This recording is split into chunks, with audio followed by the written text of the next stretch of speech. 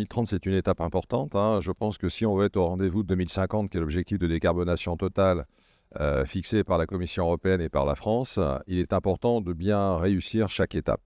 La prochaine étape, c'est 2030. La filière gaz a été au rendez-vous de la précédente PPE. Malgré l'absence de texte, compte tenu du contexte politique que nous connaissons aujourd'hui, la filière reste pleinement mobilisée sur 2030 et à ce titre rappelle tous les avantages qu'il y a à utiliser l'ensemble des molécules bas carbone que nous développons, que ce soit le biométhane, l'hydrogène, l'iméthane.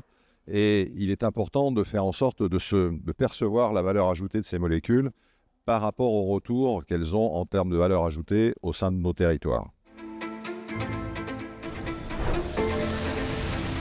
Notre ambition, c'est de réussir ce que l'on a fait en méthanisation, c'est-à-dire qu'en moins de 10 ans, la filière industrielle française est devenue leader en Europe, hein. On a aujourd'hui 16 TWh, 800 méthaniseurs, et on est sur une projection de x3, x4 à échéance de 2030. L'intérêt aussi, c'est qu'on a su développer au sein du tissu industriel français une expertise qui aujourd'hui fait l'objet de capacités d'exportation de notre tissu industriel.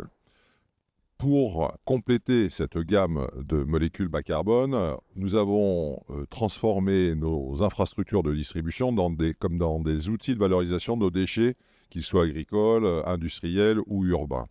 Or, ces déchets ne sont pas tous facilement biodégradables.